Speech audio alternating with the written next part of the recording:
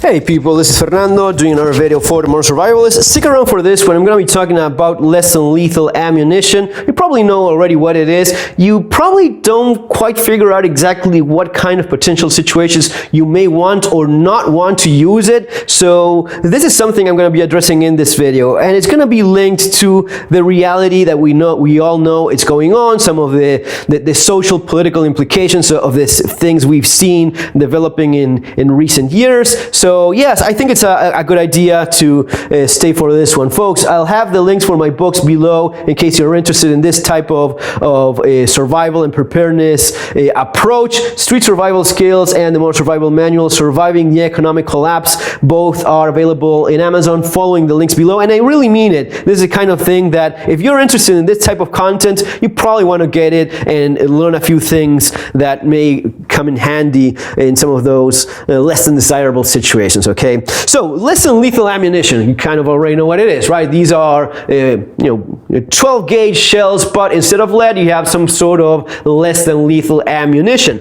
Now the first clue here is this is less than lethal. It's not non-lethal. This can be very much lethal when used improperly. Especially, well, these ones specifically, Fiocchi says you should be shooting these at 15 meters. So it has to be used safely. You don't even know what 15 meters is because you're thinking in yards. Right, well, this is the kind of thing you definitely don't want to screw around with, because you can be landed in a very complicated legal position, especially if you use this in a way that it's not intended. So the thing I see with less than lethal ammunition is that sometimes, because we're all good people here, we're good folks that we just don't want to go around hurting anyone. We just want to stay safe, keep our family safe, protect ourselves. So that is the nature of most folks watching this. So you naturally think of, well, that makes sense. Something that's non-lethal, I don't actually want to kill anyone. Well, because of that, you may find yourself in a very complicated legal position. This is going to be depending very much on where you live, the different laws that apply to you in your country, in your state, even in your city. So be very sure of what you're going to be doing with this.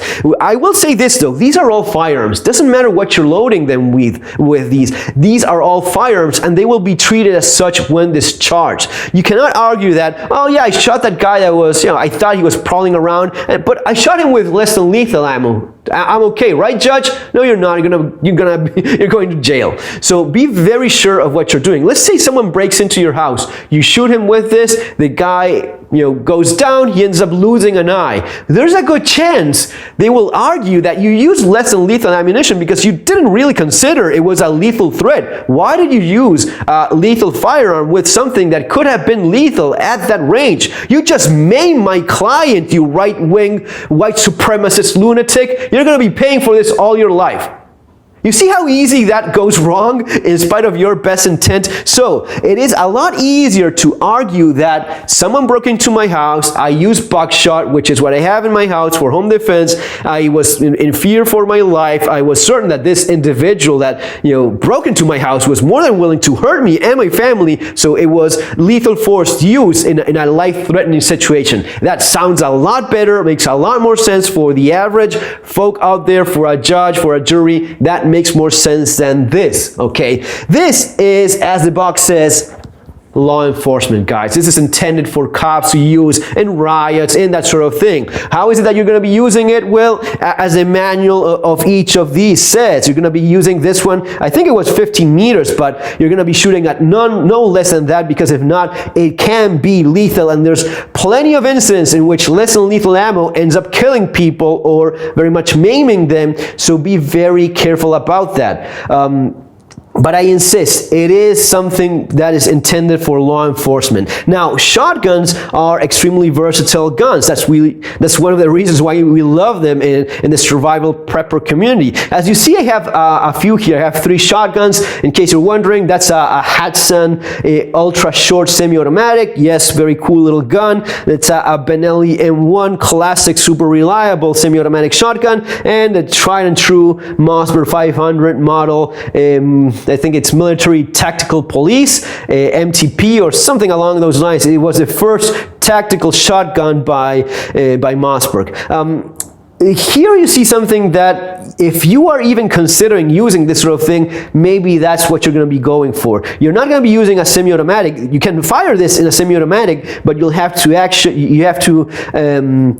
pull on the lever of the bolt so as to eject, because the semi-automatic system is not going to be working with this. These are just too light.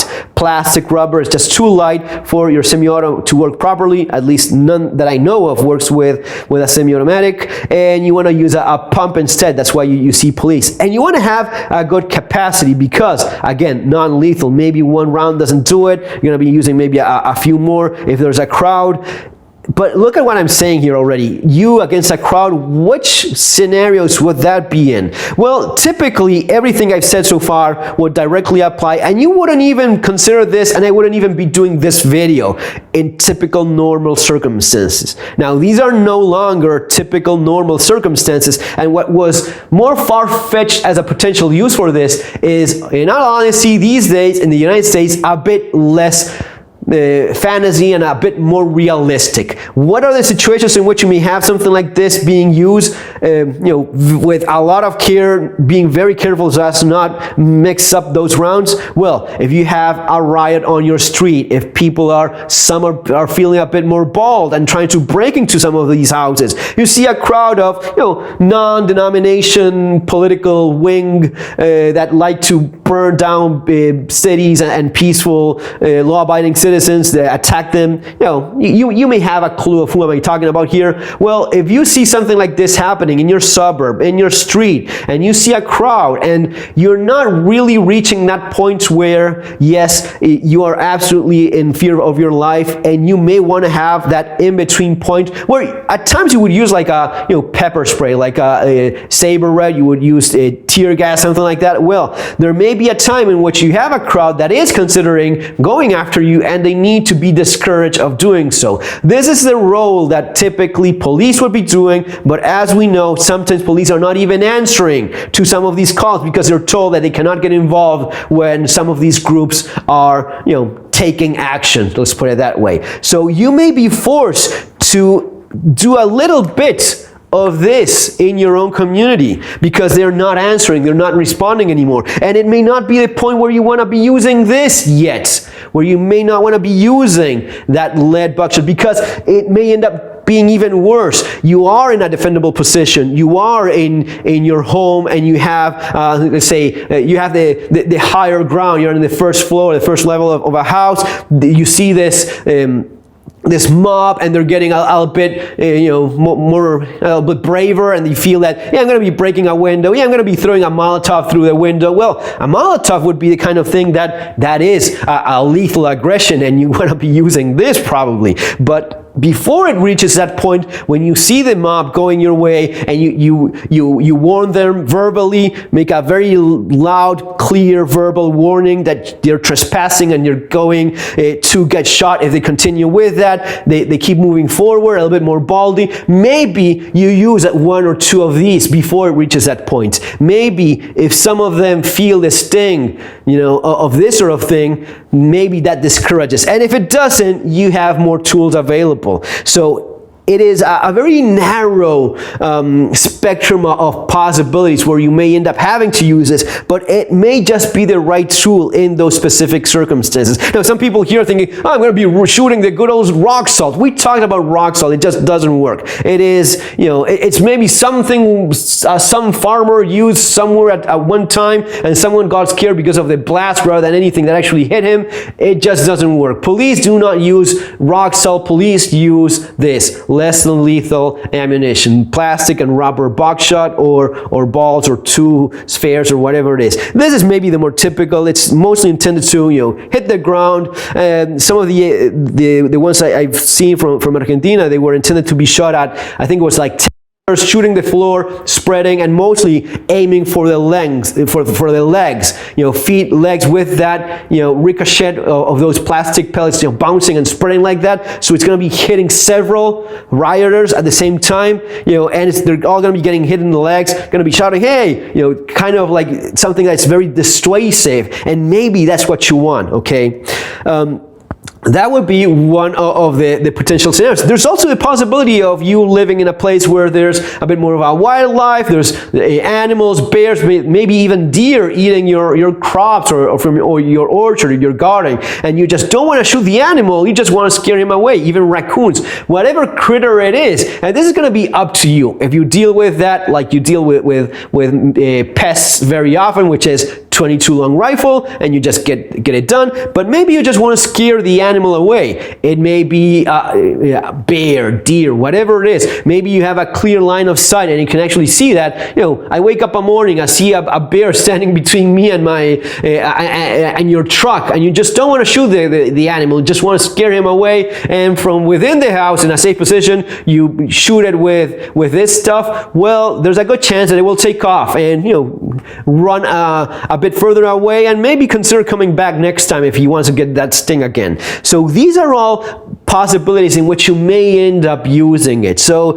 does it have a place? I think that even though narrow, even though a very small window or a small spectrum of potential uses, some of these exist. So I wouldn't, you know, shy away of maybe having a box of these or two, just in case. And of course, this goes with all the warnings in the world. Be very careful with this stuff. It is going to be lethal at certain ranges, and it's super easy to confuse. Some of these do not come like in green, very visible colors. Some of these come like in plastic shells like these, and some of these are exactly like this one, but, you know, gray plastic instead of lead. It is almost impossible to tell one from the other. So get something that is very visible. Be absolutely certain before you pull the trigger. Know the legal implications of what you're doing. Know your local laws to the letter, exactly how it goes, because you may get yourself in a lot of trouble.